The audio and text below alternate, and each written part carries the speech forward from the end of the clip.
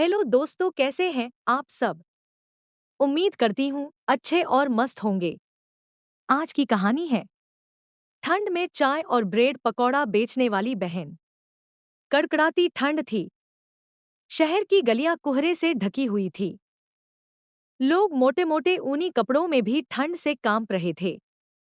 लेकिन इसी ठंड में एक कोने पर एक लड़की, नेहा, अपनी छोटी सी दुकान पर चाय और ब्रेड पकौड़े बेच रही थी।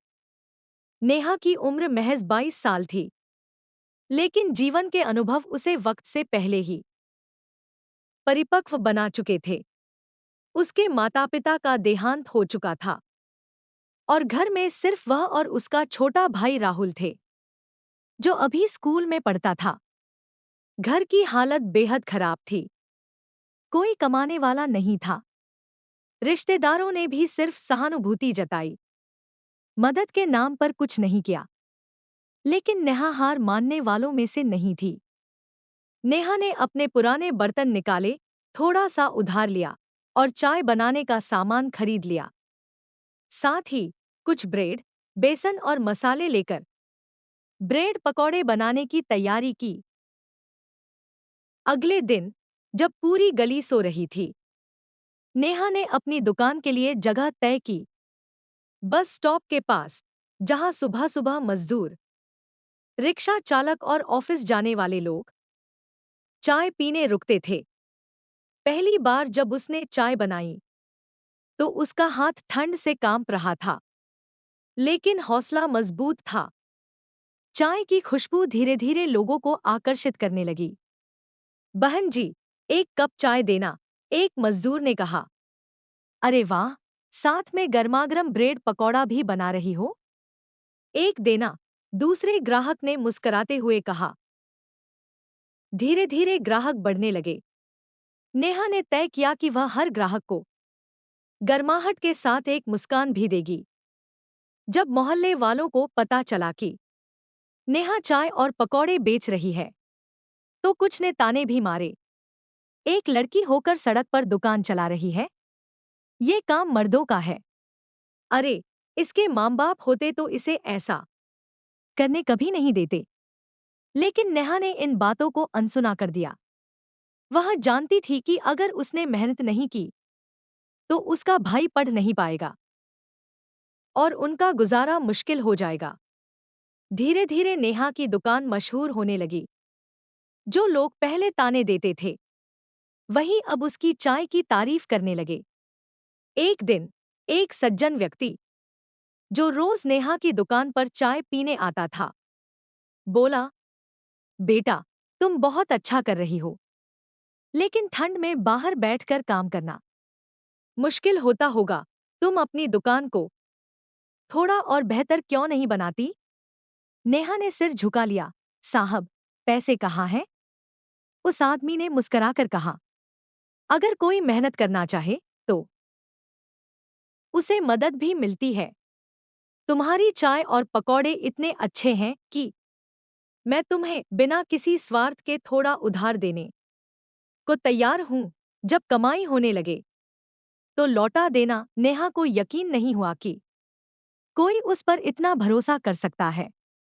उसने पैसे लिए और एक छोटी सी लकड़ी की गुमटी बनवा ली, ताकि वह ठंड और बारिश से बच सके। अब नेहा की दुकान पूरे इलाके में मशहूर हो चुकी थी।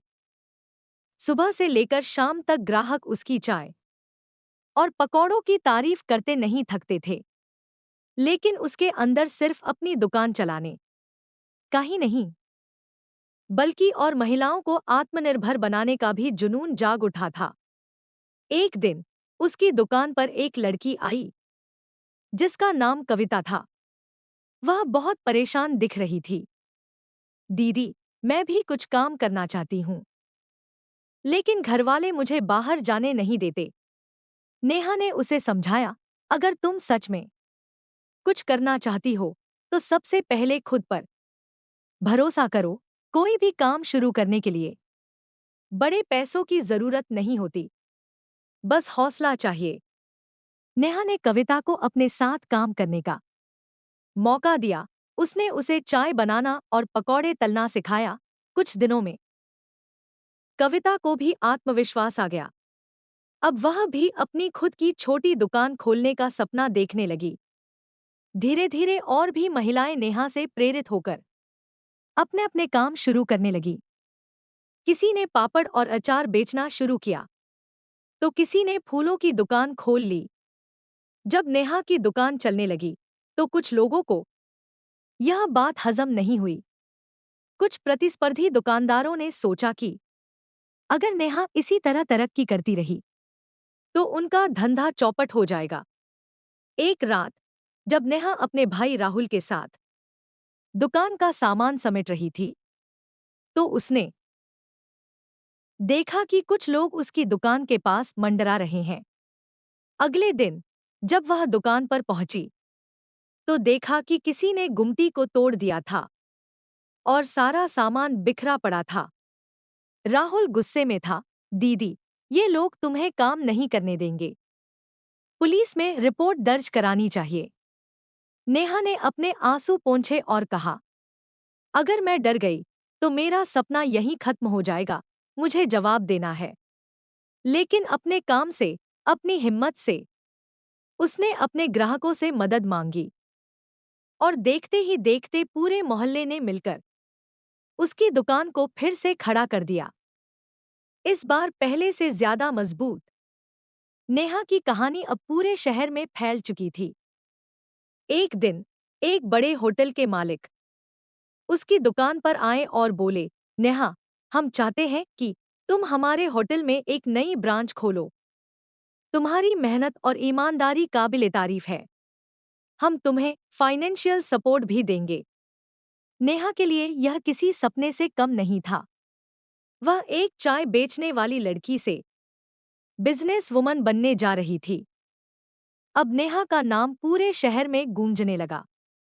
लोग उसकी कहानी सुनकर प्रेरणा लेने लगे। नेहा अब सिर्फ खुद के लिए नहीं, बल्कि पूरे समाज के लिए काम कर रही थी। उसने एक संस्था बनाई, जिसका नाम रखा स्वावलंबी बहनें, जहां गरीब और बेसहारा महिलाओं को काम सिखाया जाता था। अब उसके साथ सैकड़ों महिलाएं जुड़ चुकी थी। किसी ने अपना ढाबा खोला, किसी ने कपड़े सिलने का काम शुरू किया, तो किसी ने ऑनलाइन बिजनेस शुरू किया। जिस समाज ने कभी उसे ताने दिए थे, वही अब उसे नेहा दीदी कहकर सम्मान देने लगा। एक दिन, जब राहुल स्कूल से लौटा, तो उसने नेहा को एक अखबार दिखाया, जिसमें हेडलाइन थी, नेहा, जिसने चाय और ब्रेड पकौड़ों से बनाई अपनी अलग पहचान। नेहा की आंखों में आंसू आ गए। यह सिर्फ उसकी जीत नहीं थी, बल्कि उन सभी महिलाओं की जीत थी, जो सोचती थी कि वे अकेले कुछ नहीं कर सकती। अब उसकी दुकान सिर्फ एक दुकान नहीं, बल्कि नेहा टी स्टॉल के नाम से एक ब्रांड बन चुकी थी। कोई भी काम छोटा या बड़ा नहीं होता। मेहनत और ईमानदारी सबसे बड़ी पूंजी होती है।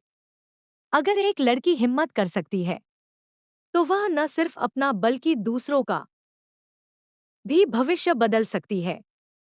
समाज भले ही ताने दे, लेकिन जब सफलता मिलती है, तो वही समाज तालियां भी बजाता है। हर संघर्ष के बाद सफलता जरूर मिलती है।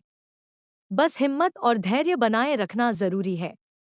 आज नेहा की कहानी हर उस लड़की के लिए एक प्रेरणा बन चुकी थी, जो सपने देखने की हिम्मत रखती है और उन्हें पूरा करने के लिए मेहनत करती है। प्यारे दोस्तों, यह कहानी यहीं पर समाप्त होती है। आपको यह कहानी कैसी लगी? कमेंट बॉक्स में जरूर बताएं। अगर आपको हमारी ये कहानी पसंद आई हो, तो कृपया हमारे वीडियो को लाइक, शेयर और चैनल को प्लीज सब्सक्राइब जरूर कर लें। इससे हमें मोटिवेशन मिलता है और आप तक ऐसी ही मजेदार कहानियां सबसे पहले पहुंचती रहेगी। प्यारे दोस्तों, नमस्कार।